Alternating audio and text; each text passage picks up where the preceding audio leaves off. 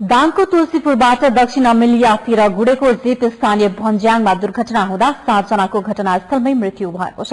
चालकसहित 6 जना घाइते भएका छन्। गैराती 2 बजेतिर भएको बा 1108 नम्बरको जीप दुर्घटनामा दाङ फुलबारी गाविसका शंकर चौधरी, प्रवीण खड्का, मनवीर योगी, गणेश केसी, खड्क डांगी, रवि गिरी र पूर्ण बहादुर ओलीको घटनास्थलमै मृत्यु भएको जिल्ला प्रहरी कार्यालय दाङका प्रहरी उपरीक्षक शरद खत्रीले जानकारी दिनुभएको छ। घाइतेको बाँकेको कोहलपुर स्थित शिक्षण अस्पतालमा उपचार भइरहेको छ। दुर्घटनाको कारण यकिन हुन नसकेको प्रहरीले जनाएको छ। सरकारले आज नीति तथा कार्यक्रम सार्वजनिक गर्ने भएको छ। मन्त्री परिषदको हिजो बसेको बैठकले आज न्यूनतम साझा सहमतिको कार्यक्रम सार्वजनिक गर्ने निर्णय गरेको हो। सरकारको नीति तथा कार्यक्रममा 1 वर्षभित्र संविधान जारी गर्ने कामलाई पहिलो प्राथमिकतामा राखिने भएको छ। सरकारका प्रवक्ता मिनेन्द्र रिजालले 6 महिनामा स्थानीय निकायको निर्वाचन गराउने विकास र समृद्धिको विषयलाई पनि सरकारले प्राथमिकतामा राख्ने जानकारी दिनुभएको छ। मन्त्री परिषद बैठकमा प्रधानमन्त्री सुशील कोइरालाले 100 दिनभित्र गर्न सकिने कामको जानकारी दिन पनि मन्त्रीहरूलाई निर्देशन दिनुभएको थियो।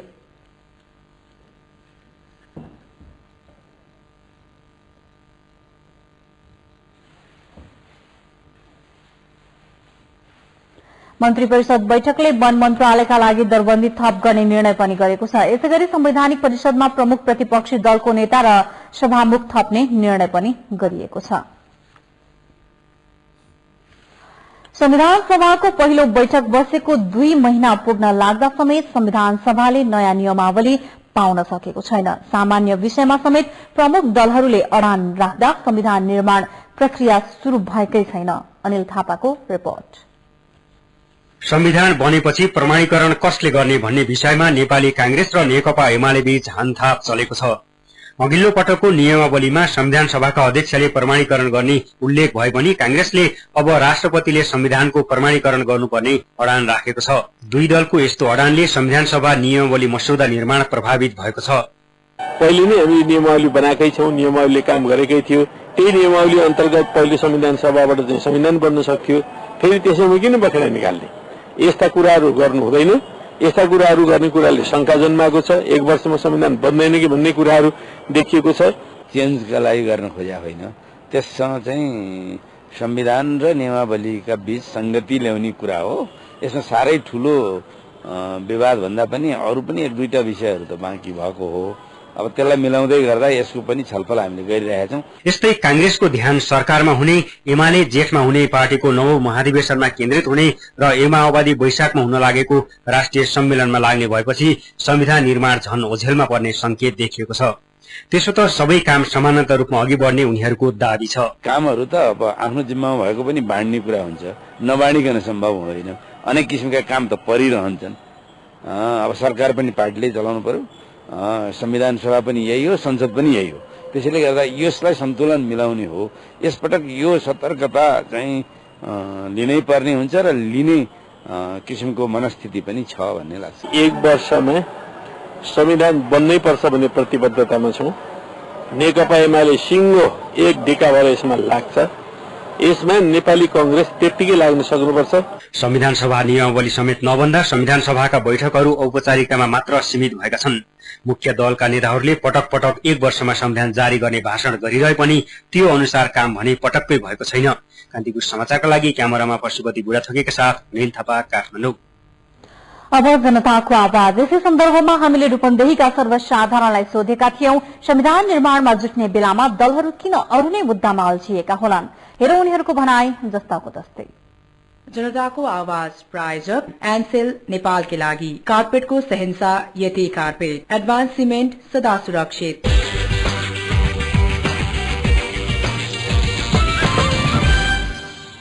601 जनामा कतिजना सरकारमा जानुभएको छ होला, रिमेनिङ जतिजना हुनुहुन्छ उहाँहरूले चाहिँ संविधान सभाबाट संविधान बनाउने तर्फबाट चाहिँ अगाडि बढ्नुपर्छ। सबभन्दा प्रयासहरू त हाम्रो संविधान बन्न पर्यो। संविधान पाए जनताहरूले सुख शान्ति पाउनु पर्यो। 1 वर्षमा संविधान दिने भन्ने 1 वर्षसम्म नियमावली नै नबन्ने अवस्थामा पुगिसकेका छ। त्यही भएर व्यक्तिगत स्वार्थ भन्दा माथि उठेर संविधान निर्माणमा ध्यान दिनुपर्छ। सरकारमा जुनसुकै बेला पनि जान सकिन्छ, तर संविधान बनाउने भन्ने कुरा फेरि एकपटक पाएपछि पुनः पाउन सकिँदैन। त्यसैले नेताहरूले समयमा नै संवेदनशील भएर संविधान बनाउन लाग्नुपर्छ। पहिलो चाहिँ संविधान सभा चाहिँ असफल गरे हैन, अहिले पनि यही तरिकाबाट चाहिँ संविधान नबनाएर अरू कुरामा अल्मलिन्छन् भनेदेखि अब नेताहरूको विकल्प खोज्न पर्ने स्थिति आइसक्यो। दलहरू एक आपसमा मिलेर चाहिँ सक्दो चाँडो चाहिँ संविधान निर्माण गर्नु पर्यो। संविधानको एउटा बाहना बनाउने, ठुल्ठुलो होटलहरू र ठुल्ठुलो चाहिँ लजहरूमा बसेर खालि टाइम पास मात्रै गर्ने, त्यो चाहिँ भोलिवाला नहोस्। दलहरूले अरूभन्दा पनि आफूलाई सत्ता केन्द्रबाट टाढा राख्न पर्यो। पार्टी र कुर्सी त्याग्ने गर्ने संविधान अवश्य बन्छ। दलहरूले अब यो आपसी गुटबन्दी र सरकारमा जानुभन्दा, सरकारी कुरामा अल्झिनुभन्दा संविधान निर्माणमा हिजो गरेका केही सहमतिहरूलाई लिएर र अहिले गर्नुपर्ने जुन कार्य हो त्यो कार्यतिर लाग्नुपर्ने देखिन्छ।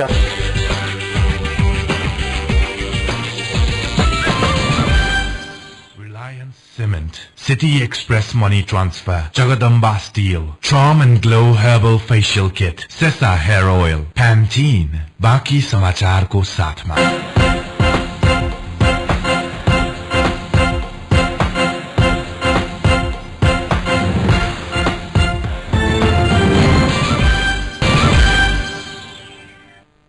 बेपछि समाचारमा स्वागत छ।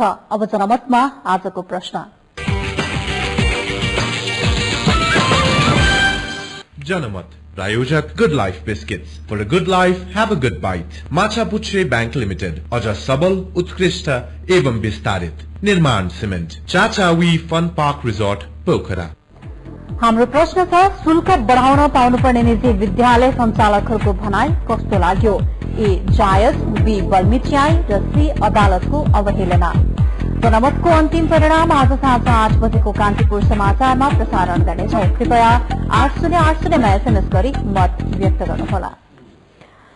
भौतिक पूर्वाधार निर्माण मन्त्री विमलेन्द्र निधिले हुलाकी सड़क निर्माण कार्य चाँडै सुचारू हुने बताउनु भएको छ। सड़क विभागले जनकपुरमा आयोजना गरेको सड़क निर्माण सम्बन्धी अन्तर्क्रियामा मन्त्री निधिले हुलाकी सड़क निर्माण कार्य अगाडि बढ़ाउन दुई देशबीच उच्च स्तरीय कुराकानी भइरहेको बताउनुभयो। उहाँले काम छाडेर हिँडेका निर्माण कम्पनीलाई कार्यवाही गर्न भारत सरकारलाई केही प्राविधिक कठिनाई भइरहेका कारण पुनः तिनै कम्पनीलाई फर्काउन पहल भइरहेको दावी गर्नुभयो। धनुषाबाट निर्वाचित सभासदहरूको उपस्थिति रहेको उक्त कार्यक्रममा सरकारवालाहरूले हुलाकी सड़क, जनकपुरको मुहार फेरिने एकीकृत शहरी विकास परियोजना र मिथिला मध्यमा परिक्रमा सड़क निर्माणका लागि पहल गर्न मन्त्री निधिसँग आग्रह गरेका थिए। जिल्ला सरकारी अस्पताल गौर रौतहटले बिरामीहरूलाई म्याद नाघेको औषधि वितरण गरिरहेको खुलासा भएको छ। रौतहटको सदरमुकाम गौर नगरपालिका वडा नम्बर 12 बस्ने राजदेव राय यादवका 3 वर्षीय छोरा अविनाश यादवलाई 3 दिनदेखि ज्वरो आएर उपचार गराउन सरकारी अस्पताल ल्याएकी उनकी हजुरआमालाई अस्पतालका कर्मचारीले म्याद नाघेको ज्वरोमा प्रयोग हुने एसिटामिनोफेन ग्रुपको औषधि दिएका थिए। बच्चालाई औषधि खुवाएपछि अर्को व्यक्तिले 1.5 महिना पहिले नै औषधिको म्याद नाघेको बताएपछि मात्र आफूलाई थाहा भएको बिरामीकी हजुरआमाले बताएकी छिन्। जिल्ला सरकारी अस्पतालका कार्यालय प्रमुखले भने कर्मचारीहरूको गल्तीका कारण त्यस्तो हुन गएको अभिव्यक्ति दिएका छन्। अब अन्तर्राष्ट्रिय समाचार। क्वालालम्पुरबाट बेजिङतर्फ उड्दै गर्दा शनिबारदेखि रहस्यमय रूपमा हराइरहेको मलेसियन एयरलाइन्सको विमानको खोजी जारी नै रहेको छ।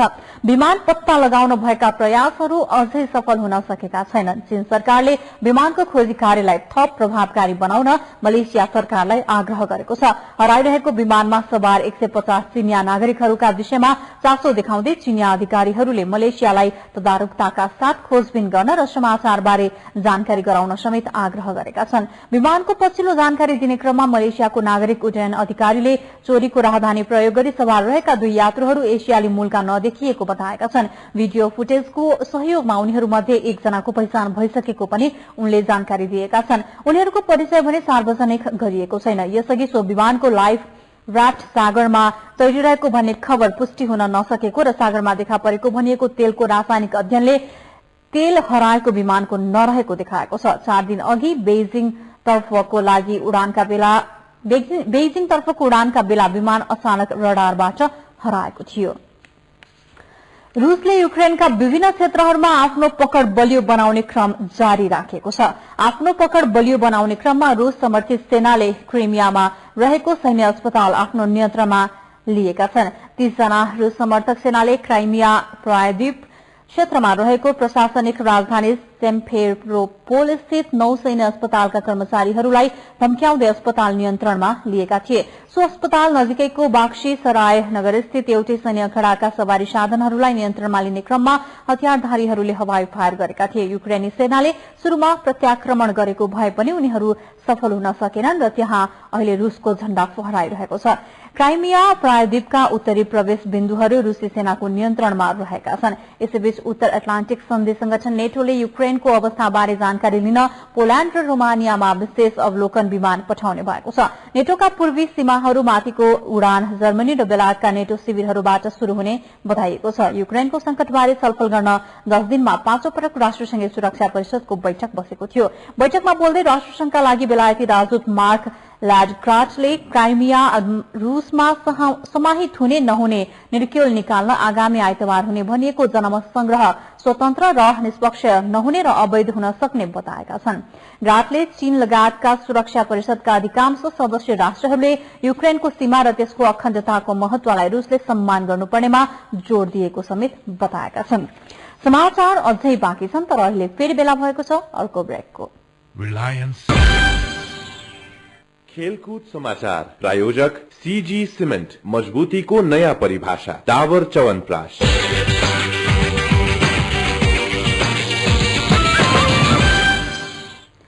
मचिन्द्र क्लब पोखरामा जारी आहारा गोल्ड कपको सेमी फाइनलमा प्रवेश गरेको छ। हिजो भएको क्वार्टर फाइनलमा मचिन्द्रले सरस्वती क्लबलाई 3-1 गोल अन्तरले हराउँदै अन्तिम 4 मा स्थान बनाएको हो। पोखरा रंगशालामा हिजो भएको खेलमा मचिन्द्रले सरस्वतीको 1 गोलको अग्रता उल्ट्याएको थियो। स्टारका खेलाड़ी लोनमा लिएर तयार पारेको टीम सरस्वतीले खेलको 24औं मिनेटमा अग्रता बनाएको थियो। त्रिस्टारबाट लोनमा सरस्वती पुगेका जगदीश श्रेष्ठले फ्री किक मार्फत गोल गरेका थिए। एक साथ अगाडि ए डिभिजन लीगमा दोस्रो स्थान हासिल गरेको मचिन्द्रले सरस्वतीको अग्रता 10 मिनट पनि टिक्न दिएन। खेलको 33औं मिनेटमा विशाल राईले मचिन्द्रका लागि बराबरी गोल गरे। पहिलो हाफ 1-1 गोलको बराबरी भएको खेलको दोस्रो हाफमा मचिन्द्रले आफ्नो पकड बलियो बनाउँदै 2 गोल गर्यो। खेलको 61औं मिनेटमा मचिन्द्रका लागि विदेशी खेलाड़ी जाजाले गोल गर्दै अग्रता 2-1 मा पुर्याएका थिए। 68औं मिनेटमा मचिन्द्रका सुशील केसीको सशक्त प्रहारलाई सरस्वतीका गोलकिपर अशोक बरालले बचाएका थिए, तर त्यसको 3 मिनेटपछि मचिन्द्रले अन्तर 3-1 मा पुर्यायो। सरस्वतीको कमजोर डिफेन्सको फाइदा उठाउँदै मचिन्द्रका लागि दिलेन लोकतानले गोल गरेका थिए। प्रतियोगिता अन्तर्गत आज लीग च्याम्पियन मनाङ मर्स्याङ्दी र सङ्कटा बीच खेल हुनेछ। 2020 विश्वकप शुरू हुन 6 दिन बाँकी रहेका बेला बंगलादेशमा टीम आउने क्रम शुरू भएको छ, जसका कारण बंगलादेश सरकारले सुरक्षा व्यवस्थालाई कड़ा बनाएको छ। आगामी चैत 2 गतेदेखि शुरू हुने 2020 विश्वकप अघि नै बंगलादेश सरकारले प्रतियोगिता आयोजना स्थल ढाका, चटगाउँ लगायतका शहरमा सुरक्षा अवस्था निकै चुस्त पारेको छ। घरेलु राजनैतिक विवादका बावजुद विश्वकप आयोजना गर्ने मौका पाएको बंगलादेशले सुरक्षा अवस्थालाई मुख्य प्राथमिकतामा राखेको बताएको छ। विश्वकप नजिकै जाँदा राजधानी ढाकाको स्वरूप पनि परिवर्तन हुन थालेको छ। विश्वकपमा सहभागिता जनाउने देशको झण्डा अंकित लोगोहरू विभिन्न स्थानमा राख्न थालिएका छन्।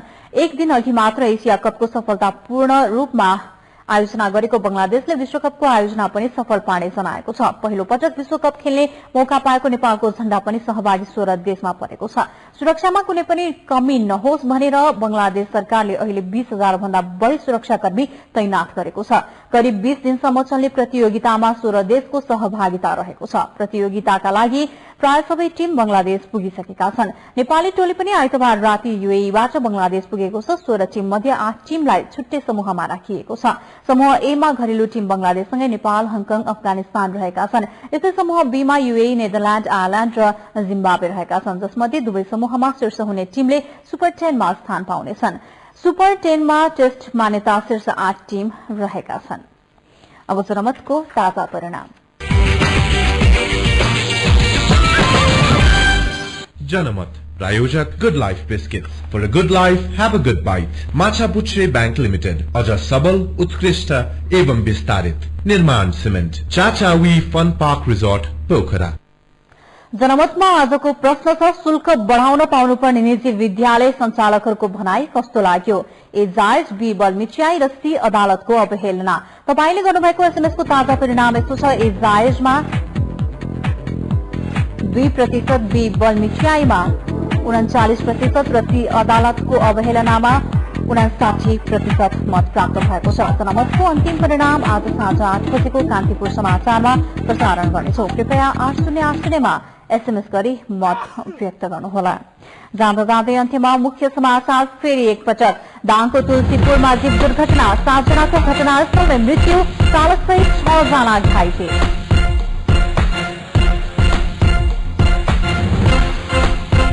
सरकारले आज नीति तथा कार्यक्रम सार्वजनिक गर्ने, संविधान निर्माणसँगै विकास निर्माण पहिलो प्राथमिकतामा।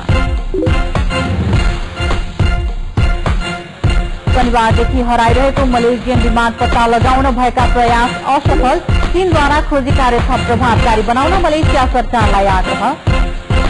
राहारा गोल्ड कपमा आज मनाङ मस्याङ्दी र सङ्कटा भिड्दै, सरस्वतीलाई हराउँदै महेन्द्र क्लब सेमिफाइनलमा। कान्तिपुर टेलिभिजन हेर्दै गर्नुहोला।